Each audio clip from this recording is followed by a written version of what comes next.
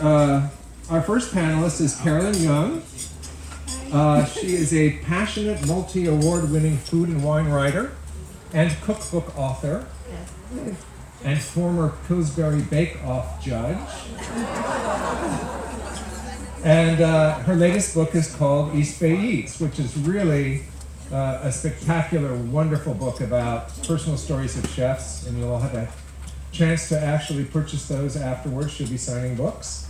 Her blog is called Food Gal, and it features interviews with celebrated chefs, reviews of intriguing cookbooks, products, the scoop on new restaurants, irresistible recipes, and her singular take on how food touches every aspect of our lives.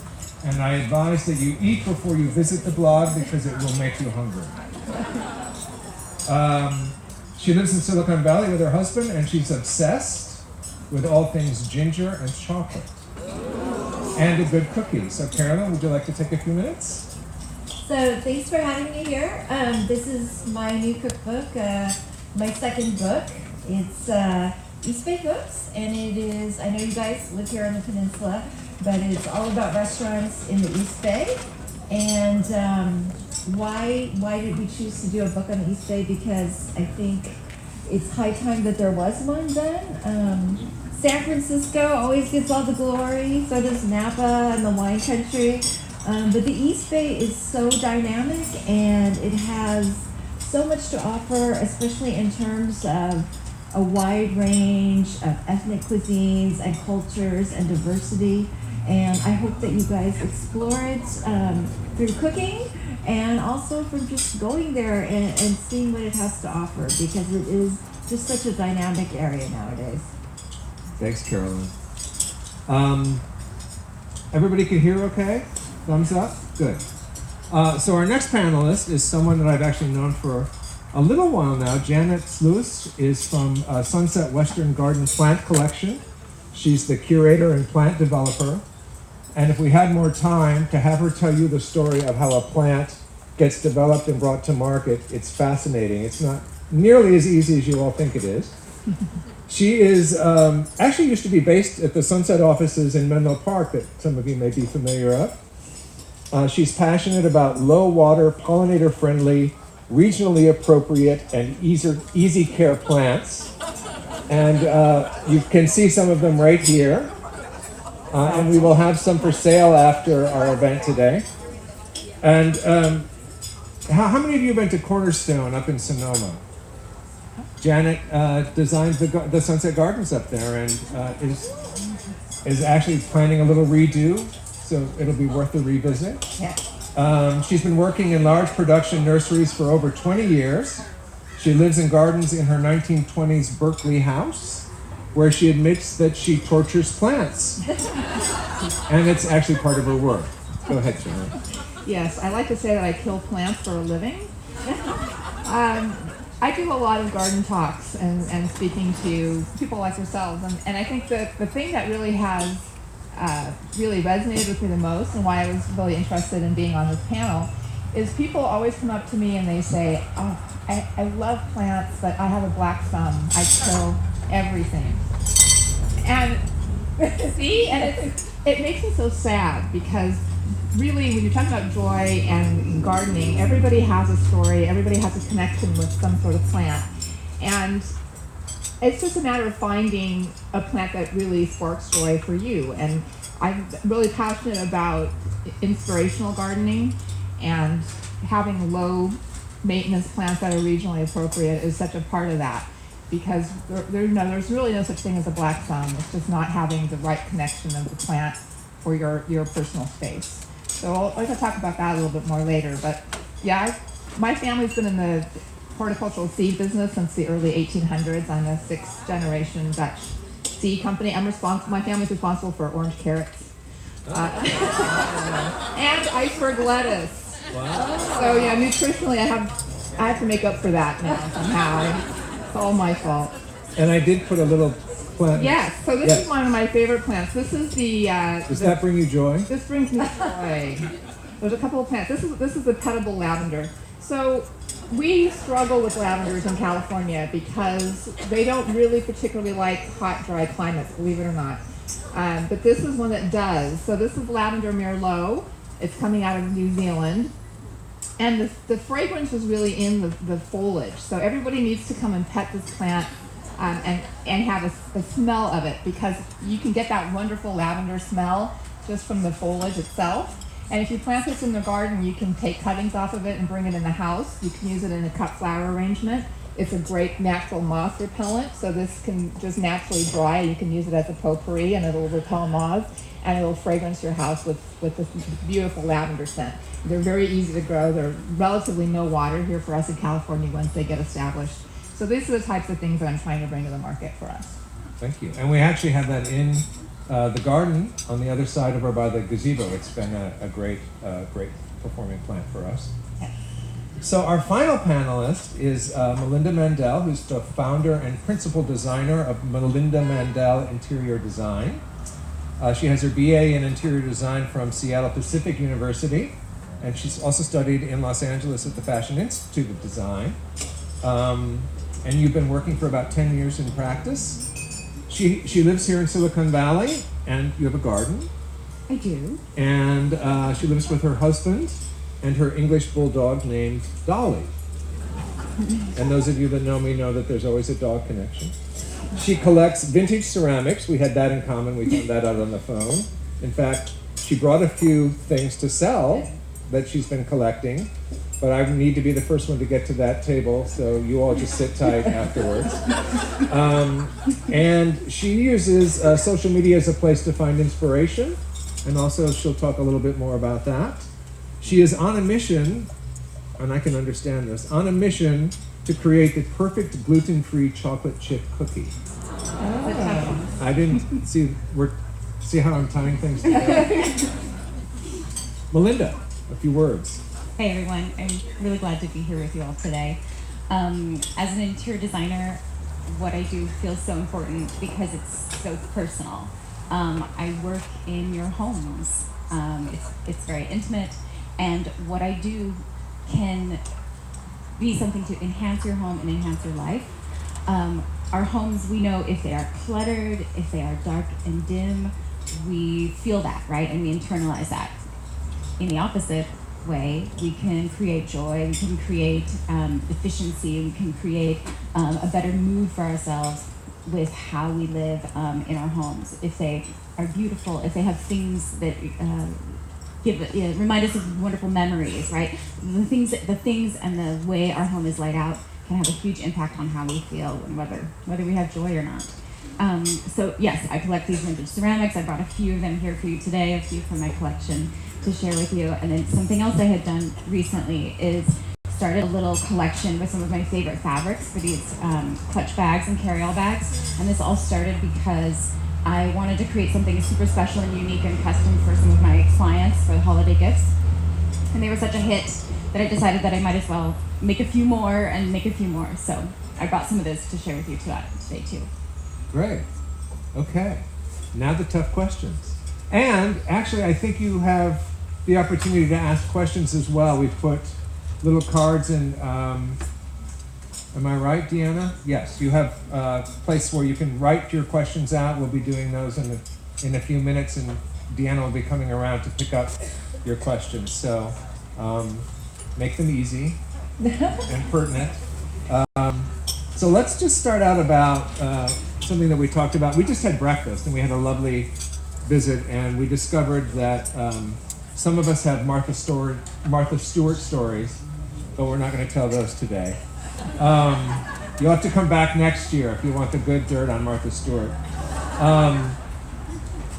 But I'm going to start with something that when I had a phone conversation with each of these wonderful ladies, and to get a little bit of backstory. And Melinda actually said something that I want to start with, which is she kind of thought that maybe joyful living and trending were maybe antithetical. Maybe they were not necessarily something that would go together.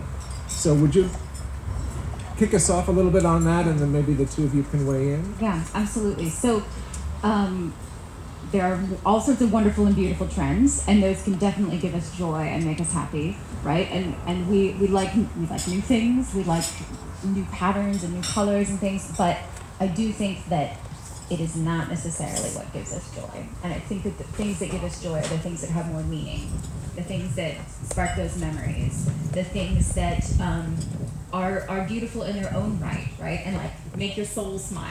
Those are the things that give us joy, not necessarily the things that are trending. And it's kind of the experiences I think we were talking about, community and all of these experiences that we're here kind of representing today as we walk through our lives. There's so many of those things that give us joy that aren't necessarily trending.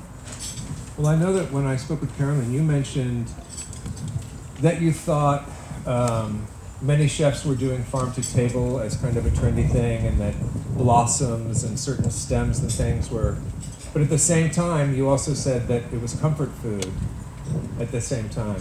Is that? Well, I think that, my friends, my husband, I always talk about this when you look on Instagram and you see people posting about the latest and greatest new restaurant where the chef is making these elaborate dishes.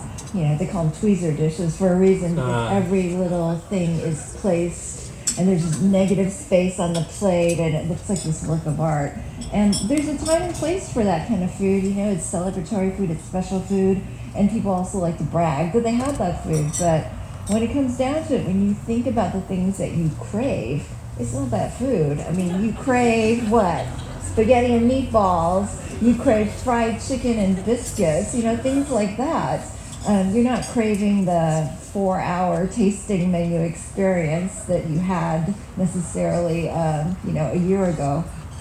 And so I think, joyfulness and trendiness, they can be one and the same thing, but a lot of times they are not. Because, dining, we dine for various reasons. We dine to survive. We dine because we're hungry. Sometimes we dine because we want to experience something that we've never had before. So I totally agree with that premise. And what about the plant world, Janet? Oh, yes.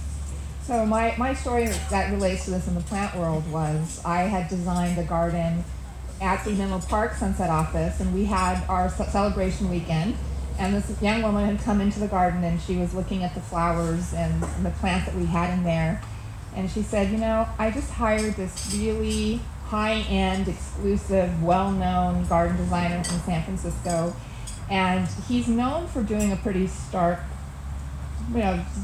iconic look, but he doesn't like flowers. And he actually told her, I don't do flowers and we're not putting flowers in your garden. She said, well, I come home now from work and I sit in my garden and I cry. And it made me so sad, because there's so many things wrong with that. And the first thing is, we talked to a lot of garden designers in our line of work, Richard and I, and good garden designers are like good interior designers. When you were saying that, that resonates with me as well, because the first thing you really need to do is to sit in someone's garden and ask them what they like about their garden, what they don't like about their garden. Have them go to Pinterest, have them look at some pictures, show you what you like, and have a garden that works for you and what you want, not what the designer wants. And so people do get caught up in, this is a name brand person, this is what we see in magazines, what we see on Instagram. But if that's not what resonates with you, and if that does not make you happy, then that's not really what you should be putting into your garden. Right. It's about finding that which sparks the joy. It's the Akan Mari, you're all familiar with that famous book. You have to hold it, and if it sparks joy, then you can keep it, and if it doesn't, it's time to move on. And plants are that way. I mean, we had that conversation about that, a lot of times, I always tell people, you don't be afraid to recycle it. If it's not bringing you joy, it's time for it to go. And I always say we're going to grind you up and feed the soil, and it's all part of the process. I love what you said about houseplants. About houseplants. On the phone, yeah. Oh. You said something about them being more like... Right. Yeah. So the orchids that we all bring home from Trader Joe's or wherever. And I was doing an event here at Gamble, and I had a very young couple bring in their little, very sad-looking Cymbidium orchid, and they've been trying to struggle to keep these 2 little leaves alive since it finished flowering a year ago. And it was so sweet because they really want. And I had to say, it's actually, you have to think of that as a cut flower. It's been grown, and Janet can tell you, actually, you're all enjoying your meal. We're not going to tell you what happens to plants before they come out. But it's literally grown as it's so juiced up to get it to market that it's not designed to actually live. And so you'll recycle it, and then you'll find something new to bring you joy. Well, I had this exact same experience with the vice president of Time Inc. So here's a woman who's at a very high executive level. She had just moved to New York from London. And that was her very first question to me as a garden person was, I have this orchid. Someone brought it to me as a office warming, and it sits on my desk, and I look at it every day, and I just don't know what to do with it, and I worry about it, and I said, just throw it away. She goes, oh, thank you. So she needed permission from me to throw the plant away. I said, just go get another one, replace it. That's what makes the world go round. Because it is a living, breathing thing, but everything is recycled in its time. So that, if you take nothing away today, it's the idea you can go home and get rid of that ugly houseplant that you've been maintaining. Can I say one other thing about joyfulness in terms of food? I don't think that we should deny ourselves joy of food. And I think unless you have food intolerances, food allergies, which I get, they're very serious. I have a few of my own, but I see so many of my friends these days who are like, I can't eat pasta, those are carbs. And I'm like, well, are you gluten intolerant or no? But, carbs are bad. And I'm just I think to myself, one of the greatest joys in life is handmade pasta, right? Is it not? And to deny yourself that wonderful taste and texture, it's a sorry thing. And I live by the late great Julia Child's philosophy, which is eat everything, but just in moderation. You can have that pasta. Maybe you don't want to eat it 3 times a day or 3 times a week. But every now and then, a bowl of wonderful pasta, a loaf of some great artisan bread, it does not only your body good, but your soul good. So, don't be afraid of food. I just got hungry. And after this event, I'll be ready for some pasta. So since we're in Silicon Valley, I'm gonna pivot the conversation to this thing called technology. Maybe you've heard of it. And in speaking to each of them, it was interesting to see how they were using technology and social media in their work. And the question was, does it bring joy or is it the opposite of joy? How are you using technology in the digital world to inform your work and also to find inspiration? Are you looking at me? I'm looking at whoever wants to talk. Sure, I'll jump into that one. It's a very mixed bag for me personally. I get a lot of inspiration from looking at garden designers, and there's a lot of different garden looks. And if you're looking to replace your garden, or you're looking to hire someone to work in your garden, that's an excellent way to go. The Pinterest boards and things are very helpful in what you like and don't like, and then someone can look at that and say, I can make something like this for you that's more appropriate with the appropriate plants for this area. But I see a lot of misinformation when it comes to plants on especially Facebook. There's a lot of Facebook posts that are not intentionally wrong because maybe it's from another part of the world or another part of the country where gardening is different than it is here, or just actually wrong information. And there's no pushback on that. There's nothing on there that says this is a legitimate recommendation or this isn't. So I caution people to be very wary of what they read on social media when it comes to recommendations on specific parts of gardening and plants. But also, there's corporations and a lot of chemical corporations that have sponsorships. They pay people to go onto people's Facebook accounts and make comments. So I see a lot of comments on, oh, well, I use this chemical, or, if you have a problem with aphids, you should be using malathion in your garden. Well, I see the same people posting on different people's websites.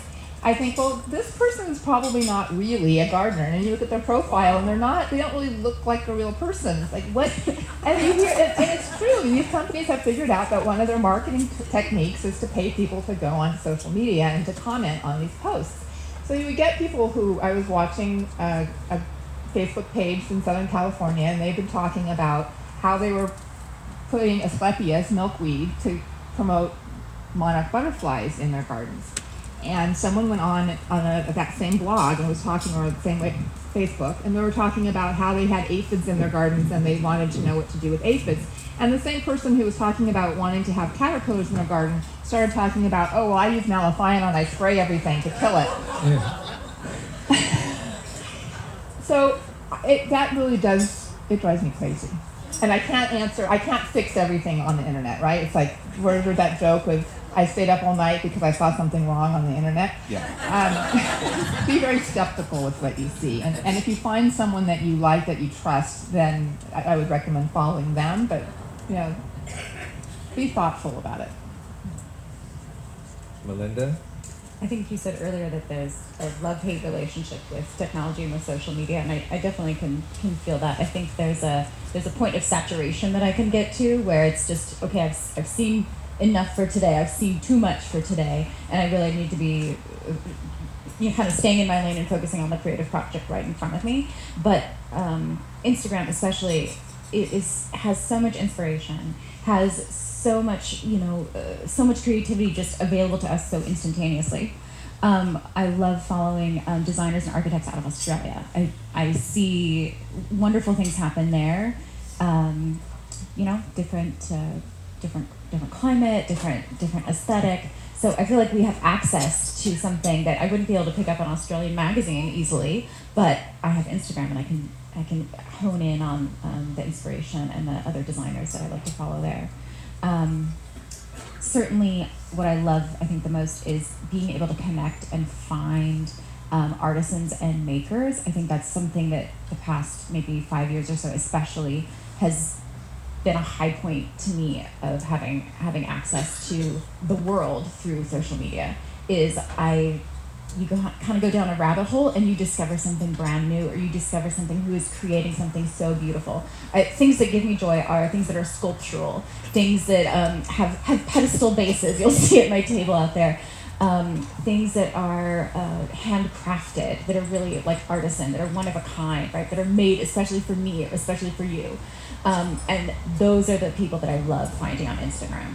Yeah. And Carolyn, you mentioned when I spoke to you that everybody had a food blog 10 years ago, and that some of those have fallen away now, and yours is so fantastic. That Thank you. Has it become a chore, or? I always think that, and I've heard other bloggers say this, it's like the 5-year mark. You kind of either decide you're going to continue doing this or you stop, because at that point, usually people who do recipe-based blogs, they've sort of run the course of things that they can think of to do, or others who are doing it as kind of a hobby. They realize how much time it takes, because it does take a lot of time if you're posting 3 times or more a week and you're drawing your own photos and you're creating recipes or cooking out of books and posting about it. It does take an incredible amount of time. And life intervenes. You find that you need time for other things, and so you stop. As far as technology, I'm like everyone else here. I think I have very much a love-hate relationship. I love the fact that I can go online and search for any kind of recipe out there, that I could read the LA Times food section, the Washington Post or New York Times food section online. But I'm also very old school at heart. I still subscribe to a newspaper that lands on my doorstep every morning. I find my treat on Sundays to be reading the Sunday New York Times food section for hours on end with my cup of coffee and my croissant in the morning. I find great joy in that, because it's just, you're unplugging and you're just sort of meandering your way through the paper and just enjoying it page by page instead of having to try and click onto something and your computer stalls or you don't understand how this story goes with that story. I also find the same in terms of cooking. I think technological gadgets can really help and speed things up and make certain chores easier. But again, I think there is a real place for old school things. I mean, I'll give you an example. I was lucky enough a few years ago to get invited to the Modernist Cuisine Lab up in Washington that was started by Nathan Myhrvold, who was the original chief technology officer for Microsoft. And he's this real culinary geek. And he started this lab where he has these amazing chefs. And he's done the Modernist Cuisine Cookbook, the Modernist Cuisine Bread Cookbook, that are very technical. And so he's sort of the father of molecular gastronomy. So it was a special dinner for women chefs. And all the reporters there, like myself, were also females. And everything was amazing. It was this multi-course meal, like 30 courses, and everything was mostly cooked sous vide or with other sort of high-tech gadgets. And one of the women chefs who was sitting next to me turned and said, "Do you notice anything?" And we were like, what do you mean? And she said, "You don't smell anything." All the familiar, sense of onions sizzling in a pan or garlic frying or just herbs being, warmed in a pan. You didn't smell any of it. And it did feel like something was missing. And even though this food was wonderful in its own way, you think about the times, the food memories that you mostly have, that you treasure, and they are around a lot of times senses and smells and tastes of things, like bacon in the morning, or that chocolate cake that's baking in the oven and just permeates the kitchen. So I think that I would hate to have a day where we end up cooking in a way that those smells, those senses are no longer engaged. Yeah, I think that when I spoke to you, I mentioned that my favorite meal to cook is Thanksgiving. And it's not so much that I like turkey, but it's just the whole day is just permeated with all of those smells and scents and their sense of childhood too. Yeah, exactly. That you look forward to every year. Absolutely. I had an experience recently in my own kitchen where I put something in the oven, was cooking something, and after a little while, you start feeling right, and sensing the wonderful smells.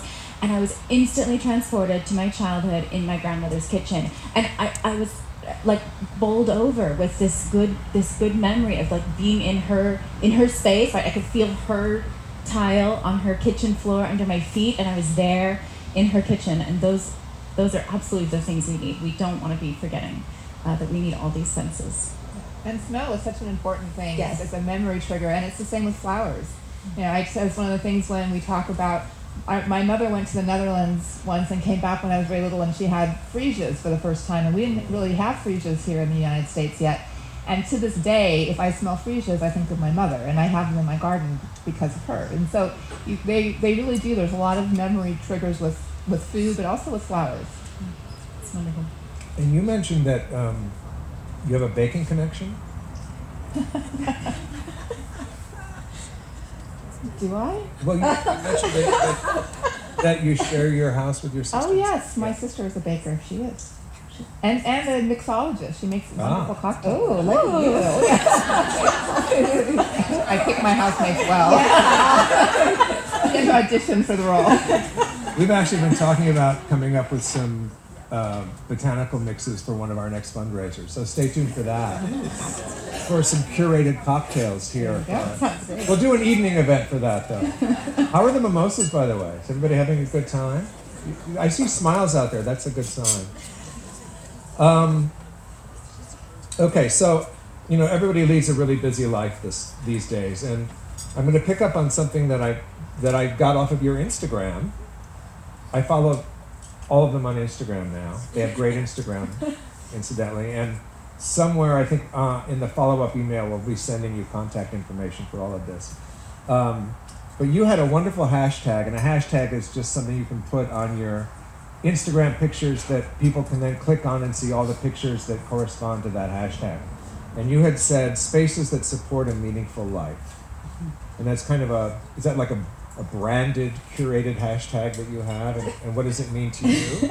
And then we'll find out how that corresponds to what everybody else does. Yeah, so it actually is something that I've honed in on as part of my brand, because that's really what I want to be doing. Is all of my clients lead such interesting lives. They're traveling the world, they're working with nonprofits, like they're, influencing the technology we use every day, and they're doing such important things that they are influencing all of our lives, right? And I want to create those homes and those spaces that are supporting them, right? And I feel like that's such a wonderful thing and such an honor for me to be invited into my clients' lives to help them create that lifestyle that they want to live. And I loved when I was asking you about some of the work that you did. You mentioned that you often meet with your clients and you make them go to the closet where they've stored things they got from relatives and their grandmothers, or maybe something from college. Yes. Talk about that. So for the installation, which is at the very end, we bring all the furniture together that we've been collecting. It's all been purchased and it's come from all around the world, and we're going to install it. And I bring a lot of accessories with me, including some of my vintage pieces. But more important to me, and some of the most interesting things are, I do ask them to go back to the closet, go down to the basement or the attic. Pull those pieces of art that you've had stuffed back there for a while. Pull those wedding gifts that you never quite knew where to put them, right? Or those things that are in high up in the cabinets in the kitchen or the pantry. I want to see those things, and I want to see if they are still meaningful to you and they sparked joy, right? But you just haven't known what to do with it or where to put it. I want to have those all displayed out for me too, so that when we install and place everything, we can place these things that have meaning to the clients. Those things that you've held on to, hopefully not out of guilt, as we were talking about earlier, but rather because they're special to you, because they have meaning. And then we place them and incorporate them. And I think that's so important. I don't want to just design a designer home, right? It's not my home, it's my clients' homes. And those things are the things that give us joy and gives our spaces meaning. So that's really important to me, to incorporate things that my clients already have. How does leading a meaningful life work into to jump in on a meaningful life? Well, for me, I say it kind of goes back to, everybody has a childhood memory or a memory of a plant. They may not realize it. So that might be cooking related. It might be something that, you had your mother cooked with. It could be an herb that has a nice fragrance to it that you like to cook with, or you might like to make a cocktail with. So it could be an edible item, or it could be a cut flower or a flower type. It could be a zinnia or a gardenia or something that you remember from one of your parents. But sometimes people they're not really in touch with their inner selves. So I think one of the stories, one of my best friends, she didn't even know what basil was until she was 26. So this is how in touch she is with cooking and gardening. Not she's a tech person. And she asked me to design her garden for her, and I really don't like to do that, but she's my best friend and she talked me into it. And I asked her this question, and she said, I know nothing about plants. I don't know anything about them. I don't know. Just do something.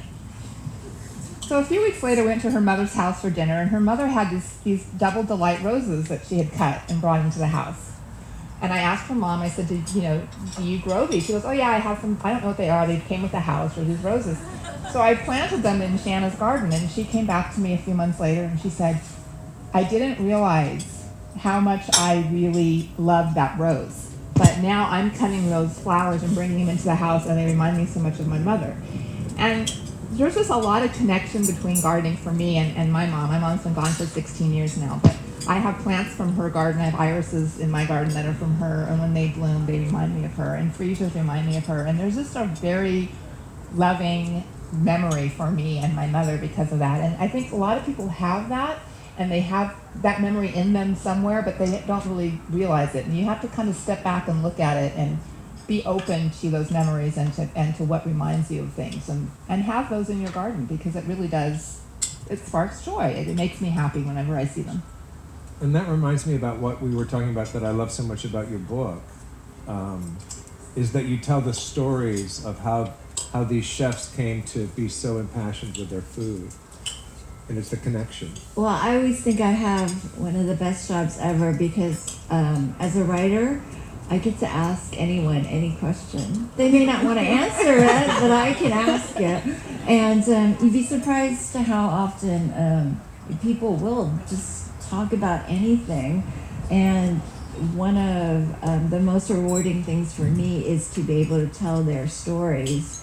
And in some ways, technology has made that easier because I can think of at least a handful of stories recently that I've written for like the San Francisco Chronicle or a magazine, and their origins were on Instagram or Facebook. I would see a post by someone who I followed or who was a friend of a friend, and it's like, well, what are they doing here? That's kind of interesting. Or I never heard of, this business being in Silicon Valley. And so it actually led to quite a few stories for me. And what I really get jazzed about is when I meet someone and get to recount their journey of doing something that is a departure from what they were doing before. I mean, I wrote, I think last year for Silicon Valley magazine about this guy who is Singaporean, and he was working in tech, but his family in Asia had bakeries, and all of a sudden he decided, I'm going to try making one of these favorite things of mine, which is a crepe cake. And he did it as a side job while he was working his tech job, like in the wee hours of the night mornings. He was making these elaborate 20-layer crepe cakes. And they are perfect. I mean, the symmetry, they are completely lined up. It looked like works of art. And he started just selling them to some local cafes and whatnot. And now he has his business. And just hearing about, his struggle in the beginning to actually just get these cakes made when he was half asleep at night, and then learning to train people to do this for him and growing his business and then actually trying these amazing cakes.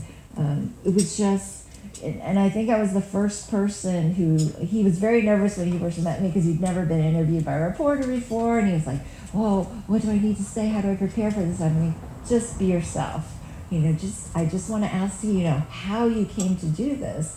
And I just feel, so much pride for him in achieving what he has done. And just to put a plug out there for him, it's called Anton SD Patisserie, and you can find his cakes out in certain bakeries now, and he also does wholesale pickup deliveries, and these are not inexpensive cakes. They're like something like $88 for one crepe cake, but if you go to the website and look at the pictures of them, they're just extraordinary looking. So just being able to tell stories like that gets me excited, gives me joy and satisfaction. Well, and you also mentioned that a lot of the stories that you're telling are actually the stories about immigrants. And, yes, and the he food. was one, And, I'm working on a story now for the Chronicle about this very unusual farm, and one of the co-founders is a guy from Colombia who, he, for most of his career, he was an engineer. He started working in tech company acquisitions, and a year and a half ago he quit his job and became a farmer. And I can't tell you the rest of the details yet, but it's just this extraordinary story of, well, how did you, do this? And, he said, oh yeah, it's like a regular transition for someone in tech. He was being very sarcastic. And, he's doing something which is very pioneering in California. And I just think it's going to be so exciting to see if they can pull this off. And these are stories, again, stories, especially immigrant stories, that often get overlooked. Immigrants a lot of times don't know how to reach out to the media, or they're afraid of the media because of experiences in their own home countries where, media is controlled by the government and it's very corrupt. So being able to bring to light their stories in particular, I think is especially rewarding, and can also educate the community at large about the people who live in their area, who are working every day and creating these very magical products. So, and they had some inspiration in order to get started in their fields. Yeah, a lot of times it's something that harkens back to their own childhoods. Like the farmer, his grandparents were dairy farmers, and even though he worked in tech all his life, he always remembered these great memories of going to his grandparents' dairy farm and helping him milk the cows and whatnot. Like the crepe cake maker, even though he pursued tech too, he had these great memories of helping his parents in their bakeries when he was young, and wanting to, I think a lot of the satisfaction too was something around food or agriculture and growing things versus tech, because a lot of chefs have told me this, who've made that kind of transition, is in tech, you might work on a product for a long, long time, and it goes out into the world and people buy it, but you never really get to see their faces and their response to it. But when you're a chef in a restaurant or you're a baker in a bakery, someone buys your cake or they're eating in your cafe, and you immediately know what they think of it, and there's just this immediate sensation that you don't get otherwise in many other kinds of careers. I'm personally fascinated by people's origin stories about how they got into doing what they're doing. For me, excuse me, I got into the landscape business because I was working for Thomas Keller in Los Angeles. He's a chef you might have heard of. And I'm going to date myself. The LA riots happened, the Rodney King riots, and they sent us home. And as I was driving home from downtown, I could see, just all the fires burning. And I'd just gotten into a rental house with a friend of mine, and I said, if they're going to burn the city down, I'm going to plant a garden. And I went and bought a shovel and put in a garden, and then somebody said, well, I need some help with a garden. And then somebody said they need some help, and before you knew it, that was my origin story. So talk about how you got inspired to do what you do, and how that inspires your, and this is for any of you, how that inspires your seeking joy and bliss in your work. And a quiet hush falls I know. over the piano. I thought that was a softball. I thought that was basketball. Well, I can say mine was sort of my upbringing, but also by accident. I was a kid who loved to bake every weekend, and should have been doing my homework sometimes, where I was baking cookies or cakes and whatnot instead. And I grew up in San Francisco, and I'm Chinese American, so I just say food is in my blood, the love of it.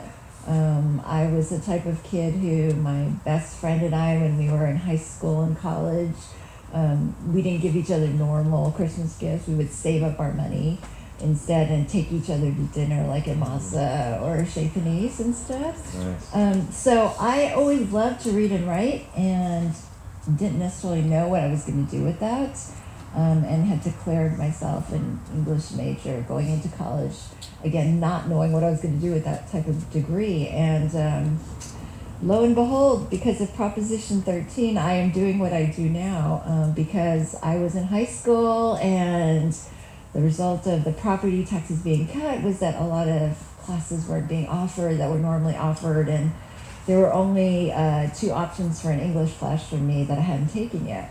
One was critical thinking, and the other was journalism. Never thought about journalism before. I was always into writing fiction and whatnot. But I remember my friends in school just telling me, never take that teacher for critical thinking because he's the worst. And I'm like, okay, I guess I'm taking journalism.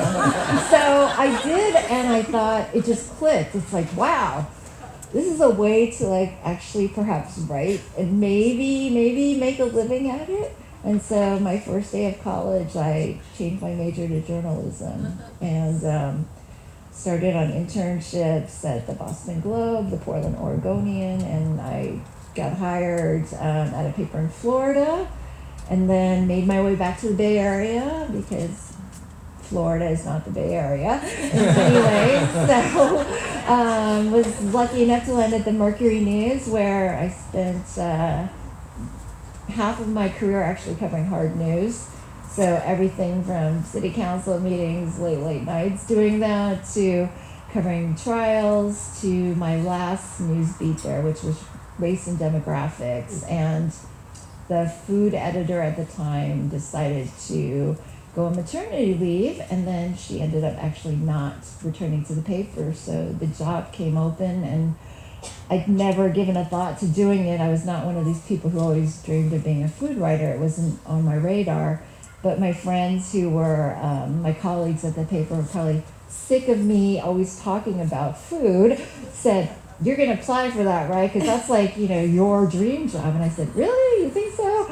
So I decided to heed their advice, and it was the best thing I ever did.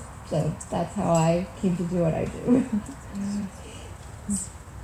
And even though I grew up kind of around the business, I wasn't ever planning on making it a living. I didn't really think about plants as a living.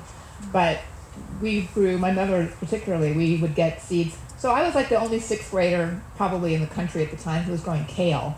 Oh my God! Kale is the Dutch comfort food. Something we have in common with the South, I suppose. But we couldn't buy that in the grocery store. But true disclaimer, they mix it with mashed potatoes. They do. Oh, okay. And probably some butter. There's probably a reason we don't see Dutch restaurants here. But that is my comfort food, and I grew up growing a lot of that because we didn't have access to it. And I think a lot of people from different ethnicities come to the United States, and they look for the vegetables and the fruits that they're used to cooking with, and the herbs, and they're becoming more accessible. But for a long time, they weren't here, and the only way you could get them was to grow them yourself. So I wanted to get pretty much as far away from that as possible, and I got an MBA, and I was working in business in a little cubicle, and went, I cannot envision the rest of my life in a cubicle. Yeah. And so I went back to school, and I studied horticulture, which was really, all my professors said, you already know everything, so why are you studying this? Because a lot of it with plants is self-taught.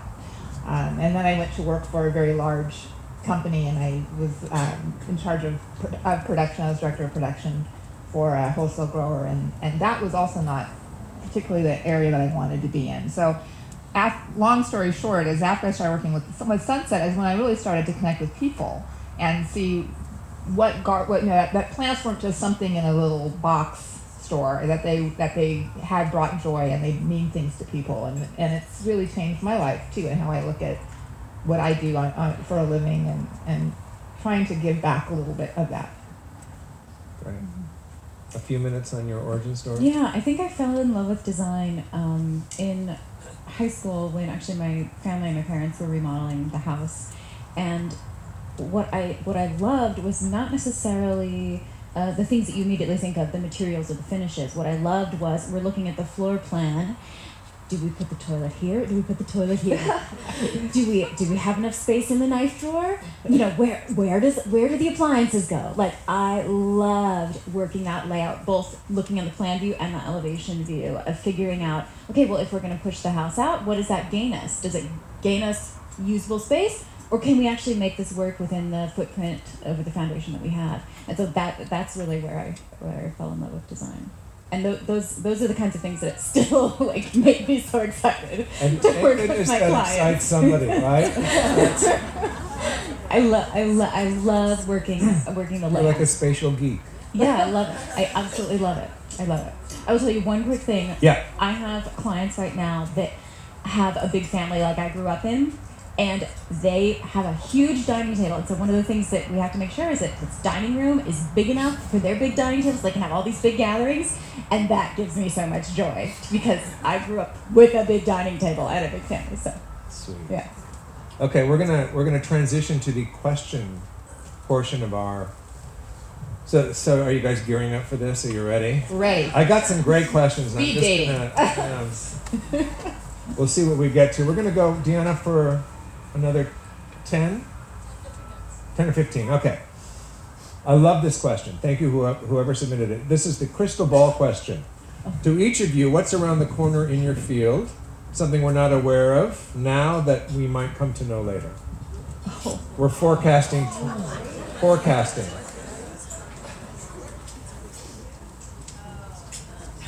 You talked about a few things last night. As far as plant breeding? Or? Yeah, well. Yeah, I mean, I would say from a horticultural standpoint, the focus has always been on annual color. And you have no idea how many billions of dollars have gone into breeding petunias. Every year there's another 50 new petunias on the market. And I really don't think that the average consumer cares, but the industry is really obsessed with petunias. And you also mentioned last night that they're heavily sprayed with things before you buy them. Oh, yeah. Oh. So we're not going to dwell on that because we're living joyfully, but... We're going to make joyful choices to get away from annual color because it is the least sustainable thing we do in this country, and I'm not exaggerating. I should write a book. But the good news is that people are starting to purchase fewer petunias, and because of that, these companies are very stressed out because they're losing money. Not losing money, but they're losing market share. So they're starting to put some of those research dollars into crops that I personally care about, like salvias and gaillardias, and some things that are a little bit more potentially pollinator friendly, lower water use, not quite so chemical intensive. So there's a lot of new work coming on in breeding, a lot more shrubs, a lot more ornamentals, and that's what I do when I look for these plants, is I'm looking for that. But there's just a ton more. I mean, what I saw 10 years ago versus what I see now is an entirely different world, and what's coming is even better. So there's more and more things coming in the plant breeding world that it's really exciting. And I'm going to say that they're actually, everyone now is thinking about what it's going to be like in 10 years. And so you're going to see plants marketed up here that are probably appropriate for Los Angeles. Yes. Because the climate is changing. Yes. Crystal ball, anyone else? Well, just speaking personally, I will say, so this book, not all the T's have been crossed and the I's have been dotted yet, but there will be another one in 2021, and let's just say this one will be sort of in your own backyard. Oh. Geographically. Yes. Not the kale from her backyard. Well, who knows? We need to do recipe testing, so I might need some kale, right? Yeah, I'm available. Okay. I know my source now. Something I'm really happy to see, I guess, looking into my crystal ball, maybe not far into the future, but that I'm happy to see happening now, is much more awareness about health and how what we're using in our homes affects our health. I think we're all starting to think about, okay, what kind of chemicals are we cleaning with? What kind of soap and shampoo are we using? But also, what's the finish on your cabinets and your flooring?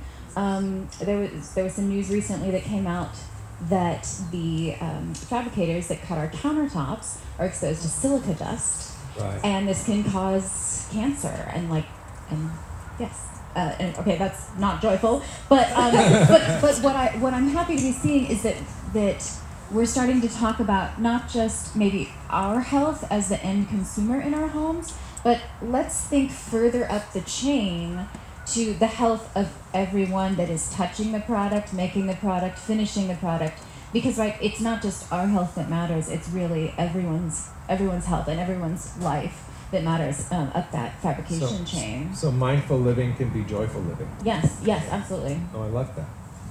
Okay, here's another great one. What are you doing, if anything, to pass on your skills and knowledge to the next generations? Right? We all have to be thinking about, being mentors to some extent. Mm-hmm. I mean, you're still a babe, I hate to say it, but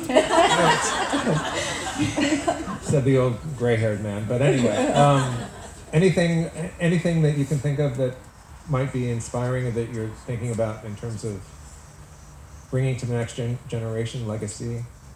Living in Berkeley, it's incredibly difficult to volunteer in gardening. There's a 5-year waiting list to volunteer at the Chez Panisse Edible Schoolyard. Wow. But the public school system, other than that program, does need help. And so I participate in the Berkeley Youth Alternative, which is basically the Edible Schoolyard for the non-Chez Panisse crowd. So I work in the garden there, and we've, because of Chez Panisse and because of the background there, what we've really discovered is that the point is if you have to hit the kids before they're 12. At 12 and older, they really have kind of set their selves, and they're much more difficult to get interested in gardening. But if you can get them before 12, they can change their lives as far as gardening, and the food as the entry drug for gardening is big. Yeah. And it's funny as you said that. I don't know if you guys noticed a few minutes ago, but the 3rd grade Roots and Shoots class just walked by on their way to get their deep dive into edible gardening and composting and making healthy snacks. So yeah, that's happening in our backyard. I've been happy to have interns the past few years. That's something that's been really wonderful for me and for the business too. But I do really enjoy working with the new grads or with people that are studying. And my wonderful intern is here today, so say hi to her at the table later. But I appreciate that because I was at that point too, and was so grateful for the mentors that were there early in my career for me.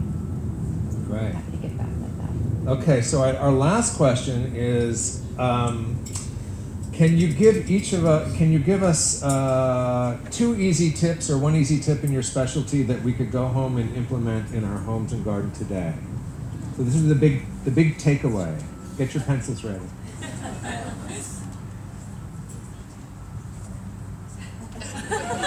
I would say don't be afraid to try something in your kitchen that you never have done before. That's good.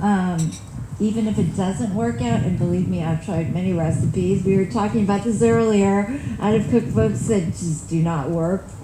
Maybe they weren't edited well, or maybe they, weren't, some ingredients were missing or whatnot. But just to try something to see how it will turn out, sometimes it will amaze you. It might be something you never want to cook again, but other times it might be something that's going to become a new favorite. And even if you screw it up and you're serving it to company, think of the great story. And memory you will always have to tell, right? Right. You can all laugh about it. I would say to not feel guilty about plants. Plants die for no apparent reason, not your fault. And don't feel like you have to keep something alive because it's there. So if there's a plant in your garden that doesn't spark joy for you, throw it away. Compost is a beautiful thing. So people have a little guilt. There's a lot of angst and guilt in gardening. Oh, someone gave me this plant. This plant was here. If it's not a heritage oak, don't worry about it. We do have issues with heritage oaks, so please don't think those. But don't think that just because a plant is in your garden that you're married to it for the rest of your life. They're kind of like shoes. They've had their useful purpose. Now it's time for them to go on to something else. So think about what you might like that would have a memory for you, or that you can use and has a purpose for your life, and go to a garden center and put that in instead.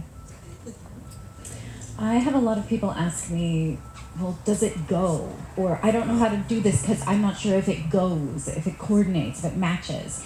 And I think that it is so much more important that something makes you happy, or that you love this piece of art, or you love this piece of beauty. That is way more important than if it goes. And honestly, the secret is, if all of the things you're putting in your home, if you truly love them, if they truly get something in you going, then they're gonna go. Do you know what I mean? Because we all have an aesthetic, and if you're listening to that aesthetic, you're paying attention to that, most likely it's gonna go. That's my secret, and that's my advice. Is love it. Don't just have it because it's there. Love it. And And to it'll pick grow. up on all of that, I've always lived more recently by the idea that actually joyful living for me begins outside my comfort zone.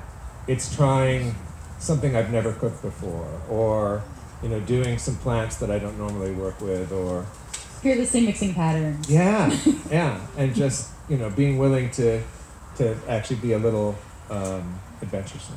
So I want to give a round of applause to our panelists. That was amazing.